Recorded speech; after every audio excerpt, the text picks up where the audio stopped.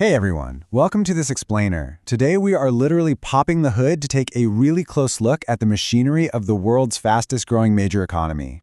We're going to break down the latest India economic survey to figure out exactly how this massive economic engine actually works from the inside out. We're diving straight into the data, the big structural shifts, and the global strategies that are pushing their growth frontier forward. And I really want to hook you right off the bat with this number, 7.4%. That is India's real GDP growth figure for FY26. Just let that sink in for a second. This absolutely massive rate means that for the fourth consecutive year, India is leading all the major economies, the G20 nations, in growth. And remember, when we say real growth, we're talking about the actual expansion of the economy after stripping out the effects of inflation. It's a phenomenal top-line figure for sure.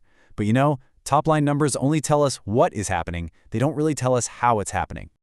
Okay, let's dive into this. Here's our roadmap. Number 1, the internal engine. 2, the global chessboard.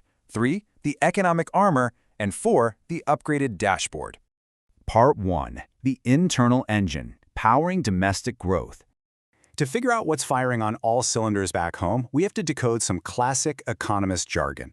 GDP versus GVA. So while GDP, which is the total value of all the goods and services produced, sits at 7.4%, the GVA, or gross value added, is at 7.3%. Why does this even matter? Well, GDP includes the taxes paid to the government. GVA is basically just GDP minus those net product taxes and subsidies.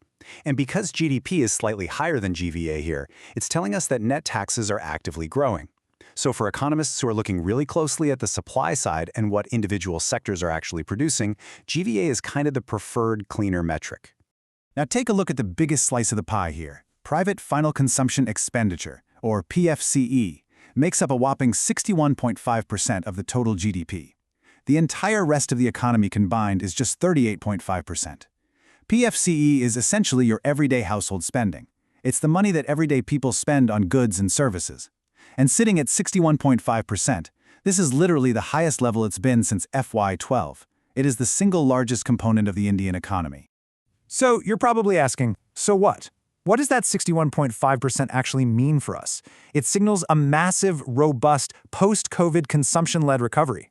Strong household demand is absolutely steering the ship right now, and this is being actively fueled by things like rising rural wages, government spending on programs like MGNRGS, and definitely increased urban middle-class spending.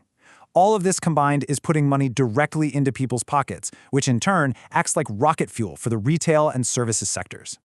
And speaking of services, look at the dual pistons firing in this domestic engine.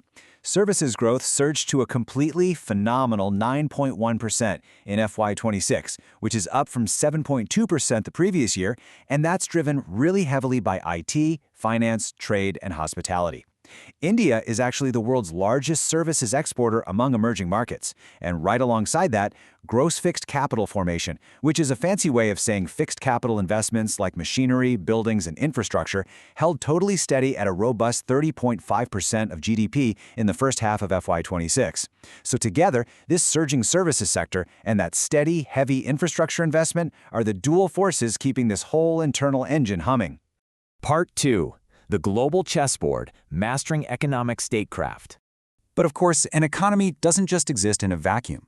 To really understand international trade today, we need to define a pretty crucial term, economic statecraft. Basically, this is the practice of using economic instruments, things like trade, aid, investment, and technology restrictions, to achieve non-economic goals. We're talking foreign policy objectives, diplomatic leverage, and national security. We are seeing a massive resurgence of this globally, and it's being driven by a mix of ultranationalism, geopolitical tensions, some growing skepticism of free trade, and this frantic global scramble for critical minerals. Now, what's really interesting about this slide is seeing how nations actually leverage these tools in the real world. Right now, we're seeing 5 main structural tools of modern economic statecraft being deployed. You've got export controls, sanctions like cutting off access to the SWIFT banking system, the EU's Carbon Border Adjustment Mechanism, or CBAM, which taxes carbon-heavy imports, China's Belt and Road Initiative, which builds infrastructure dependency, and then, of course, traditional tariffs. These aren't just academic theories, right? These are the real structural realities of modern global trade. So, how exactly does India keep its growth going in an environment like that? By using its own strategic responses. To navigate these super complex waters, India is getting actively involved in initiatives like the IMEC corridor, that's the India, Middle East, Europe economic corridor, basically to secure its supply chains. And on top of that, to dodge sanctions and keep crucial energy and trade flows moving, we see mechanisms being used like the India-Russia rupee-ruble trade agreement. These are highly objective, calculated moves of statecraft, specifically designed to insulate the domestic economy from all those global geopolitical shocks. And the data definitely shows this maneuvering is working. Let's contrast these two realities for a second. According to UNCTAD, they're the premier UN body tracking all this, global foreign direct investment in 2024 actually declined by 11% year over year.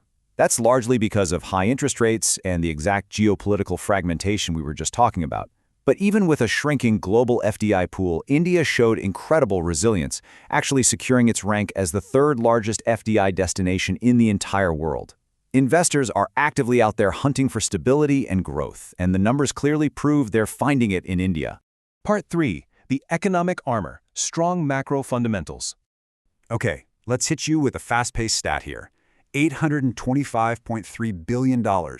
That is the record total exports India managed to achieve in FY25, combining both merchandise and services. That is just a towering figure, and it proves that India's integration into global value chains is only getting stronger, even with all those international headwinds blowing. But you gotta ask, what happens if global markets just totally freeze up? Well, that's exactly where this massive buffer comes in. India's foreign exchange reserves are unbelievably strong right now. They currently cover more than 11 months of imports. Plus, they cover right around 94% of the nation's total external debt. Think of this like the ultimate national emergency savings account. It provides an immense amount of security to handle global shocks without completely derailing the domestic growth engine we talked about earlier. Back on the home front, the banking sector is showing a level of structural strength we haven't really seen in years. The gross non-performing asset ratio, the gross NPA ratio, has dropped to a multi-decade low of just 2.2%, which essentially means banks have seriously cleaned up their balance sheets. And here's the kicker. When banks are healthy and they aren't weighed down by a bunch of bad loans, they can lend way more freely, which directly fuels that massive 30.5% fixed capital investment we were looking at earlier. Keeping the pace going here, let's talk about future-proofing. India has been busy signing a total flurry of new trade agreements lately, fortifying ties with the UK, Oman, New Zealand, and the EU.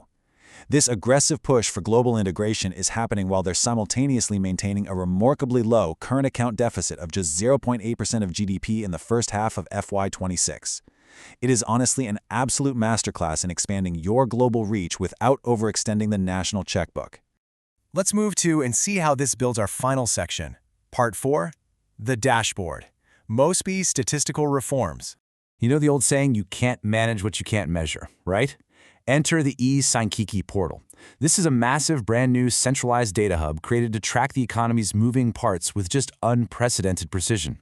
We are talking about actively tracking over 770 economic indicators, 18 different statistical products, and a totally mind-boggling 13 million data records. It's literally dragging India's economic tracking right into the modern cloud-based era, which lets policymakers spot trends and adjust that internal engine faster than ever before.